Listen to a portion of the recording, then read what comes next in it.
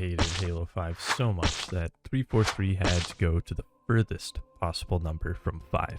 Literal infinity. A name that insinuates grandeur, so there's no question why we were just a little confused and upset when the hopium cleared and we were left with something so very finite. For example, the game launched with a whopping 10 maps and no forge, and a campaign that takes place in one stale setting. So it's safe to say Halo Infinite did not live up to its name on release. But there has been a few changes to the game that really has me questioning if Halo Infinite is now truly infinite. Let's start with the maps made in Forge. Talk about infinite possibilities. There is truly no limit to the creativity of the fans of games like this. If you put a map editor in your game, some asshole is going to make something way better than the developers. Just give them time. Hell, Squad Battle Playlist, consisting of exclusively remakes made by the community, acted pretty much as defibrillators, awakening the game from near death. The Forge mode, from my experience, is incredibly accessible, even when using a controller. It's actually my preferred way of playing Forge, even though I'm usually on a mouse and keyboard. I say this because anyone can create maps, and as long as the game is supported, I don't think the maps are going to stop coming.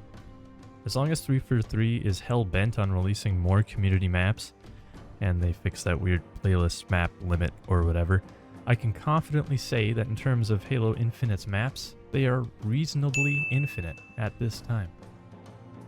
The Sandbox. This is where we get finite. They've added 1.5 guns to the game, a few pieces of equipment, and we've only gotten a whiff of the Halo Reach Falcon. We are getting equipment I find slower than anything else. I expected this to be the slowest moving part of the game, and it probably still will be moving forward, which just kind of sucks. There are a few things the community can do in Forge to create like new sandbox elements, but nothing to contribute to the official game's roster of weapons and vehicles. I think of a TF2/Counter-Strike type workshop. Instead of the workshop consisting of just mods, also include community-made models that can be voted upon and added to the game. TF2 and Counter-Strike are some of the longest living games, so maybe a page out of their book ain't so bad now and again. That being said, Halo Infinite's Sandbox is not nearly the worst thing about it. The Sandbox at lunch, was much better than the map variety was. I think we've hit a good place with the map variety, so hopefully 343 will divert more focus to the Sandbox. The campaign. This is where I think they got the big idea of calling the game Infinite. Clearly something went wrong between the naming of the game and the release, because I hope you like pine forests. Infinite was supposed to be the idea of an open world, presumably one much bigger if 343 was given the time. But what we got is a basic, not bad, mind you, Ubisoft formula-esque open world with some regular Halos sprinkled in between. My main sticking point is the fact that we got a lack of level variety. Quite a laughable amount. There's no snow level, no bueno, okay. But what if I made my own snow level?